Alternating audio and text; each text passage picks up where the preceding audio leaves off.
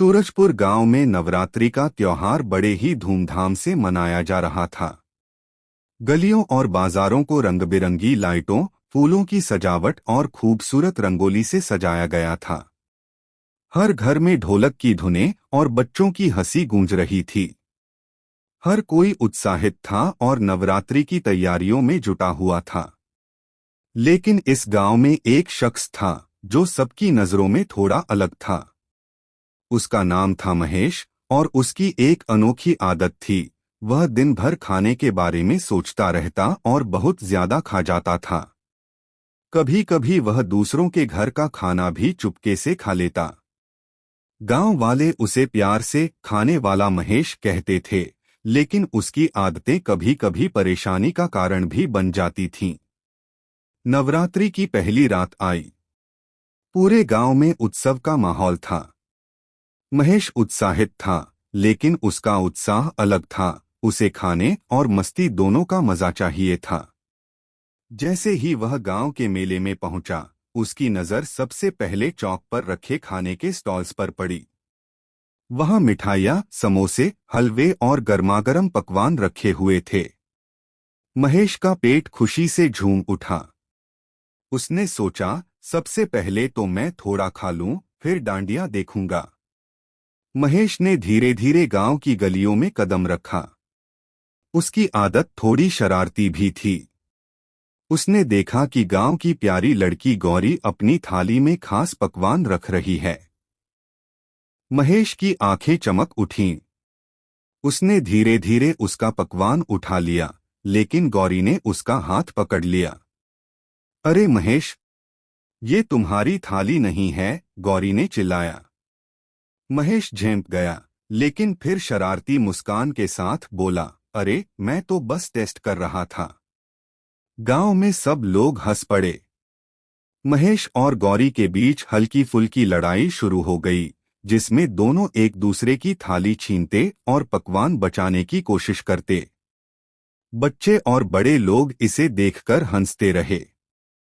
जैसे जैसे रात बढ़ी, महेश ने गांव के डांडिया मैदान में कदम रखा। उसने सोचा, डांडिया देखने के साथ साथ यहाँ के सारे स्वादिष्ट पकवान भी चखना चाहिए। महेश ने मंच पर रखा प्रसाद देखा और तुरंत दौड़ पड़ा। लेकिन मंच पर खड़े गांव के बुजुर्ग दादा रामलाल ने उसे पकड़ लिया। महेश, बार बार दूसरों का खाना क्यों छीनते हो?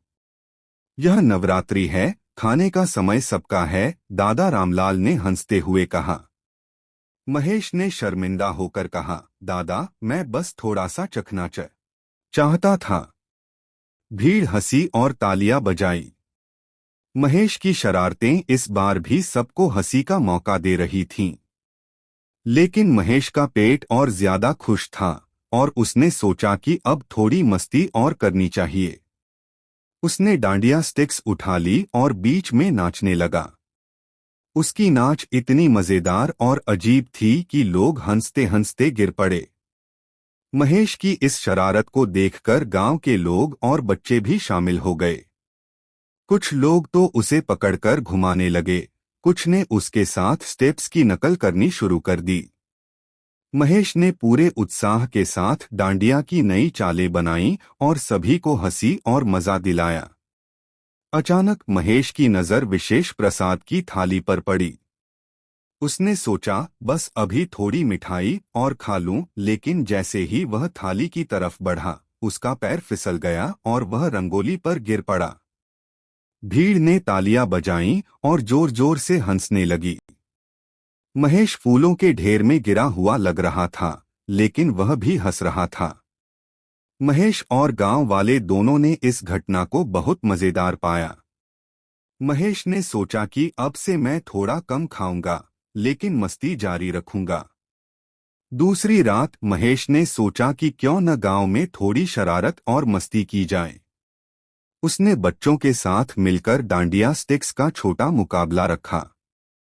हर कोई हंसते हुए भाग रहा था, गिर रहा था और पकवानों की तरफ दौड़ रहा था।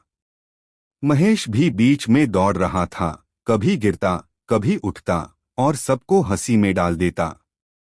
तीसरी रात पूरे गांव ने मिलकर विशाल डांडिया सर्कल बनाया। महेश बीच में था। बच्चे और बड़े लोग उसके चारों ओर नाच रहे थे। रंग बिरंगी लाइटें, फूलों की खुशबू और मिठाइयों की मिठास पूरे मैदान में फैल गई थी। हर कोई हंसते हंसते और नाचते नाचते थक नहीं रहा था। महेश की शरारतों और मजेदार नाच ने इस नवरात्रि को सबके लिए यादगार और खुशी भरा बना दिया।